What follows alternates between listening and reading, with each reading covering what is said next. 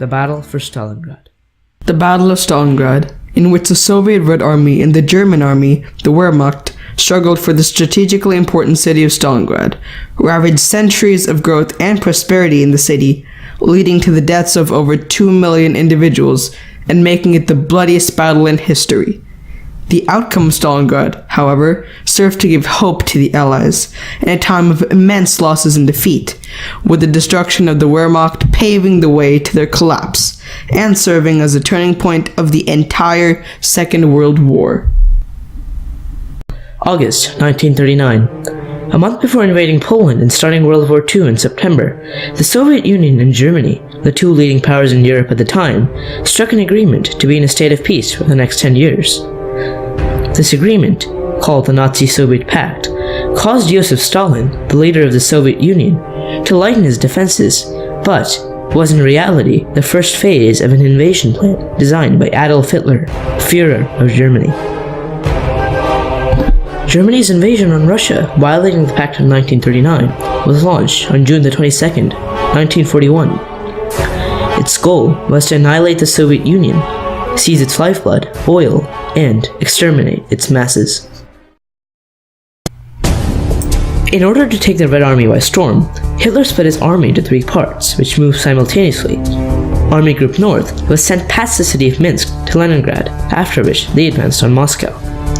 Army Group Center headed on a direct path to Moscow, while Army Group South headed past Kiev and through Ukraine, later splitting into 2 halves, one of which headed straight for the oil in the Caucasus and the second north to Moscow.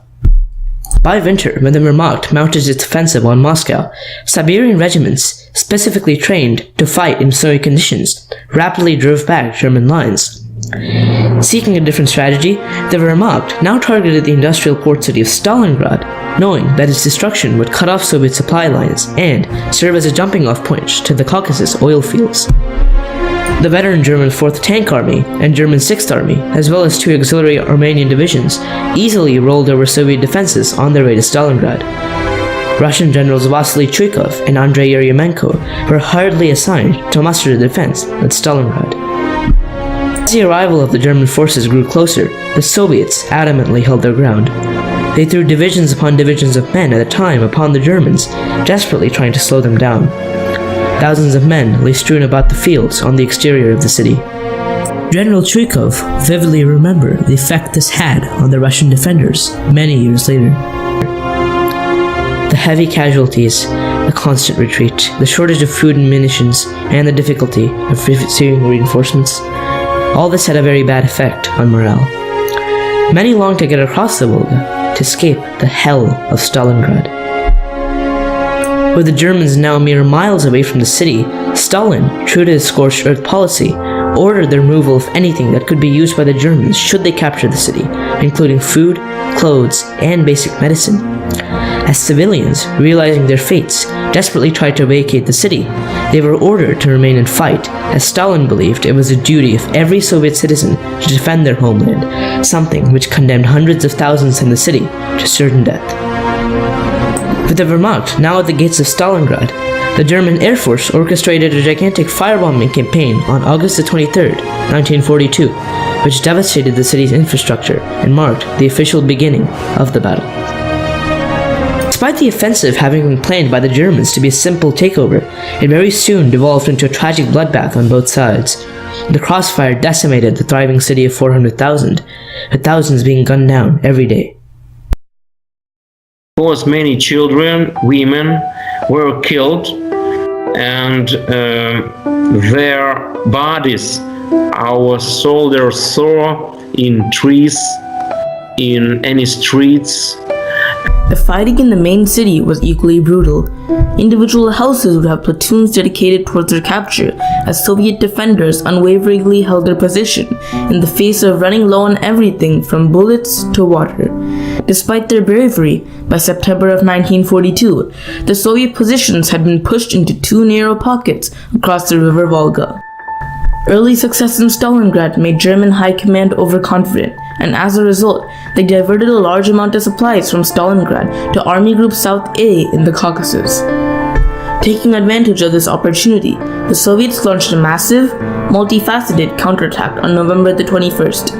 A pelting of heavy and rocket artillery was followed up by a swift tank and infantry charge. One Russian group, comprised of the 1st, 5th, and 21st Armies, attacked the Romanian 4th Army to the north, and one day later, another group, consisting of the 57th, 64th, and 51st Armies, attacked the Romanian 3rd Army to the south. The pincers met at the town of Kulich, triumphantly having encircled the German forces and turning the tide of the battle.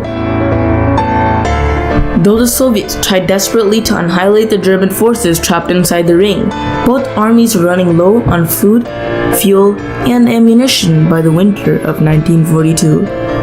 A German soldier once described the intense conditions of the battle. "My hands are done for, and have been ever since the beginning of December. The little finger of my left hand is missing, and what's even worse, the 3 middle fingers of my right one are frozen." Even as the situation grew worse in the city, German High Command ordered its troops to fight heroically until the last man. Though a relief attempt was made by troops from other fronts, the Soviet ring held, and the Wehrmacht was forced to desperately remain in the city. A few weeks later, renewed with reinforcements from other fronts, the Soviets triumphantly destroyed the last of the German airfields. With all supplies now cut off, it was only a matter of time till the Germans gave in. General Paulus, enraged at the terrible condition in which his men were forced to fight, pleaded with German High Command for the authority to surrender, but the response was the same. He was to hold out till the last man. However, a surprise raid on the morning of January 31st, 1943, allowed the Soviets to breach the remaining German defenses and reach their headquarters.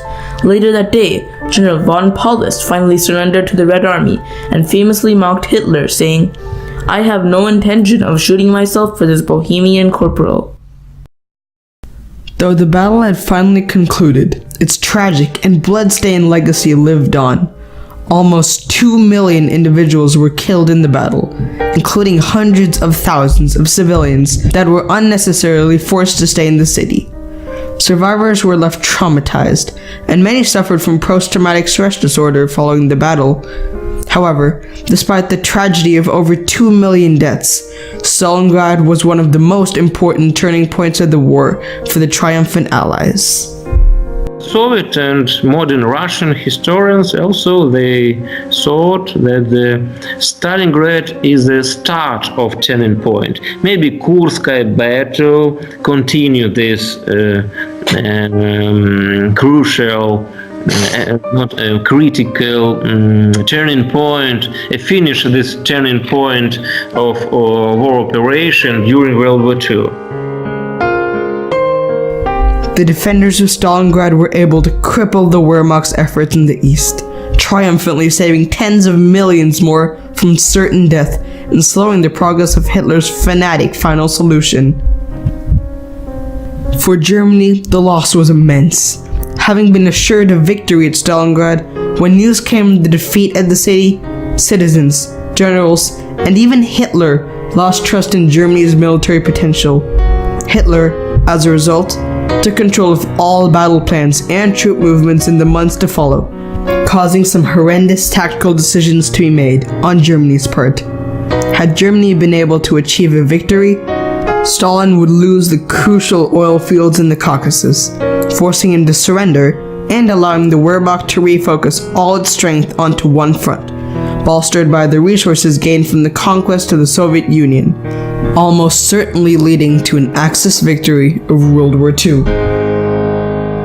Though the Battle of Stalingrad tragically saw the worst loss of human life in recorded military history, it triumphantly served as a beacon of hope in a time where the Germans' advance was thought to be unstoppable, displaying the resolve and resilience of the Soviet Union, finally turning the advantage over to the Allies.